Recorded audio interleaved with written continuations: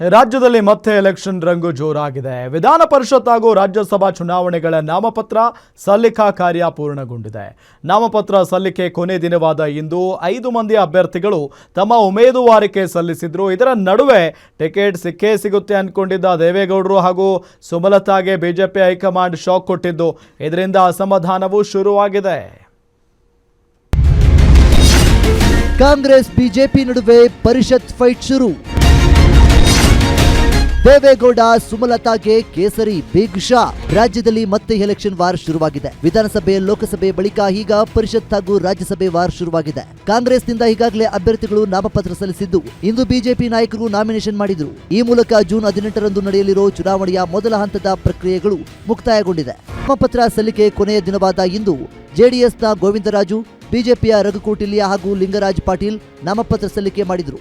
BJP ಹಾಗೂ JDS ಅಭ್ಯರ್ಥಿಗಳ ನಾಮಪತ್ರ ಸಲ್ಲಿಕೆ ವೇಳೆ ಮಾಜಿ ಸಿಎಂ ಯಡಿಯೂರಪ್ಪ ಹಾಗೂ ಬಿಜೆಪಿ ನಾಯಕರು ಸಾಥ್ ನೀಡಿದರು. ಇನ್ನು ರಾಜ್ಯಸಭಾ ಬಿಜೆಪಿಯ ಅಚ್ಚರಿ ಅಭ್ಯರ್ಥಿ ಪ್ರೊಫೆಸರ್ ನಾಗರಾಜು ಇಂದು ನಾಮಪತ್ರ ಸಲ್ಲಿಸಿದರು. ಇದರಿಂದ ಮೈತ್ರಿ ಪಾಳೆಯದಲ್ಲಿ ಅಸಮಾಧಾನ ಸ್ಫೋಟಗೊಂಡಿದೆ. ಹಿರಿತನದ ಆಧಾರದ ಮೇಲೆ ಬಿಜೆಪಿ ಜೆಡಿಎಸ್ ಮೈತ್ರಿಯಿಂದ ಎಚ್.ಡಿ. ದೇವೇಗೌಡರೇ ಜಂಟಿ ಅಭ್ಯರ್ಥಿಯಾಗಲಿದ್ದಾರೆ ಎಂದು ಹೇಳಲಾಗಿತ್ತು. ಆದರೆ ಗೌಡರ ಬದಲಿಗೆ ಒಬಿಸಿ ಸಮುದಾಯದ ನಾಯಕ ಪ್ರೊಫೆಸರ್ ಎಂ ನಾಗರಾಜ್ಗೆ ಟಿಕೆಟ್ ಘೋಷಿಸಿದ್ದಾರೆ. ಇವತ್ತು ರಾಜ್ಯಸಭೆಗೆ ಆಯ್ಕೆ ಮಾಡಿರ್ತಕ್ಕಂಥದ್ದು ಅದು ಬಿಜೆಪಿಯವರ ಪಕ್ಷದ ನಿರ್ಧಾರ. ಯಾಕೆಂದ್ರೆ ನಾವು ನಂಬರ್ಸ್, ನಮ್ಮ ನಂಬರ್ ಇರೋದೇ 18. ಹಾಗಾಗಿ ನಾವು ಆ ಥರದ್ದೇನು ನಾವು ಬಯಸಿದ್ದು ಅಲ್ಲ. ಅಥವಾ ಬಿ ಜೆ ಪಿಯವರಿಗೆ ನಾವು ಈ ರೀತಿ ನಮಗೆ ರಾಜ್ಯಸಭಾ ಸ್ಥಾನವನ್ನು ದೇವೇಗೌಡರನ್ನ ಮುಂದುವರಿಸಿ ಅಂತ ನಾವೆಲ್ಲೂ ಕೂಡ ನಾವು ಕೇಳುವಿಲ್ಲ. ದೇವೇಗೌಡರು ಕೂಡ ಯಾವತ್ತೂ ಕೂಡ ಅಪೇಕ್ಷೆ ಪಟ್ಟಿಲ್ಲ. ಈ ಸಂದರ್ಭದ ಇರ್ಬೇಕಾದ್ರೆ ಅವರ ಆಯ್ಕೆ, ಬಿಜೆಪಿಯವರ ಆಯ್ಕೆ ಬೇರೆ ಆಯ್ಕೆ ಇದೆ. ಜೆಡಿಎಸ್ ಮಾತ್ರವಲ್ಲ, ಮಂಡ್ಯದ ಮಾಜಿ ಸಂಸದೆ ಸುಮಲತಾ ಅಂಬರೀಶ್ ಹಾಗೂ ಮಾಜಿ ಸಿಎಂ ಡಿ.ವಿ. ಸದಾನಂದಗೌಡಗೂ ಹೈಕಮಾಂಡ್ ಶಾಕ್ ನೀಡಿದೆ. ಕಳೆದ ಲೋಕಸಭಾ ಚುನಾವಣೆಯಲ್ಲಿ ಮೈತ್ರಿಗಾಗಿ ಮಂಡ್ಯ ಕ್ಷೇತ್ರವನ್ನ ತ್ಯಾಗ ಮಾಡಿದ್ದ ಸುಮಲತಾ ಈ ಬಾರಿ ರಾಜ್ಯಸಭೆ ಟಿಕೆಟ್ಗಾಗಿ ದೆಹಲಿ ಮಟ್ಟದಲ್ಲಿ ತೀವ್ರ ಲಾಬಿ ನಡೆಸಿದ್ರು. ಆದರೆ ಬಿಜೆಪಿಯ ಅಂತಿಮ ಪಟ್ಟಿಯಲ್ಲಿ ಸುಮಲತಾ ಹೆಸರೇ ನಾಪತ್ತೆಯಾಗಿದೆ. ಈ ನಿರ್ಧಾರ ಮಂಡ್ಯ ರಾಜಕಾರಣದಲ್ಲಿ ಮತ್ತೊಂದು ಬಿರುಗಾಳಿ ಎಬ್ಬಿಸುವ ಮುನ್ಸೂಚನೆ ನೀಡಿದೆ. ಎಲೆಕ್ಷನ್ ಬಂದಂಥ ಸಂದರ್ಭದಲ್ಲಿ ಅವ್ರ ಪಕ್ಷದಲ್ಲಿ ಏನು ಹೇಳಿದ್ರು, ಪಾಪ ಇವರು ತ್ಯಾಗಮಯಿಯಾಗಿ ಕುಮಾರಸ್ವಾಮಿ ಅವ್ರಿಗೆ ಸೀಟ್ ಬಿಟ್ಕೊಟ್ರು.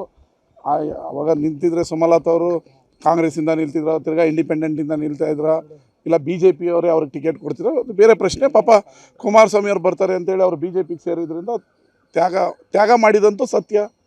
ತ್ಯಾಗ ಮಾಡಿದ್ಮೇಲೆ ಮೋದಿ ಅಮಿತ್ ಶಾ ಅವರೇ ಮಾತಾಡಿದ್ಮೇಲೆ ಅಂಬರೀಷ್ ಅಣ್ಣನ ಕುಟುಂಬಕ್ಕೆ ರಾಜ್ಯಸಭೆ ಟಿಕೆಟ್ ಕೊಡದೆ, ಈ ಕಡೆ ದೇವೇಗೌಡರು ಕೊಡದೆ ಒಕ್ಕಲಿಗರಿಗೆ ಅನ್ಯಾಯ ಮಾಡಿರೋದಂತೂ ಸತ್ಯ ಬಿ ಜೆ ಪಿ. ಸುಮಲತಾ ಅವ್ರ ಬಗ್ಗೆ ನಾವು ಕೂಡ ಅವರ ಹೆಸರು ಪ್ರಸ್ತಾಪ ಆಗಿತ್ತು. ಪಕ್ಷದ ವರಿಷ್ಠರು ಇವತ್ತಿನ ರಾಜಕೀಯ ಪರಿಸ್ಥಿತಿನ ಅರ್ಥ ಮಾಡಿಕೊಂಡು ಯಾರಿಗೆ ಅವಕಾಶ ಮಾಡಿಕೊಡ್ಬೇಕು ಅದನ್ನು ಪಕ್ಷದ ವರಿಷ್ಠರು ತೀರ್ಮಾನ ಮಾಡಿದ್ದಾರೆ. ಒಟ್ಟಾರೆಯಾಗಿ ಹೇಳೋದಾದರೆ, ಪ್ರಾಮಾಣಿಕವಾಗಿ ದುಡಿದಿರ್ತಕ್ಕಂಥ ಸಾಮಾನ್ಯ ಕಾರ್ಯಕರ್ತರಿಗೆ ಭಾರತೀಯ ಜನತಾ ಪಾರ್ಟಿ ಅವಕಾಶ ಮಾಡಿಕೊಟ್ಟಿದೆ.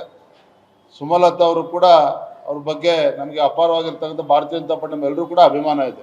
ಪರಿಷತ್ ಹಾಗೂ ರಾಜ್ಯಸಭೆಗೆ ಅಳೆದು ತೂಗಿ ಅಭ್ಯರ್ಥಿಗಳನ್ನ ಆಯ್ಕೆ ಮಾಡಿರುವ ಬಿಜೆಪಿ ಸದ್ಯಕ್ಕೆ ಜೆಡಿಎಸ್ನ ನಿರೀಕ್ಷೆಗೆ ತಣ್ಣೀರೆರಚಿದೆ. ಈ ರಾಜಕೀಯ ಆಘಾತವನ್ನ ಪ್ರಾದೇಶಿಕ ಪಕ್ಷ ಜೆಡಿಎಸ್ ಹೇಗೆ ಸ್ವೀಕರಿಸುತ್ತೋ ನೋಡಬೇಕು. Gagana Shivanna, political bureau, guarantee news, Bengaluru.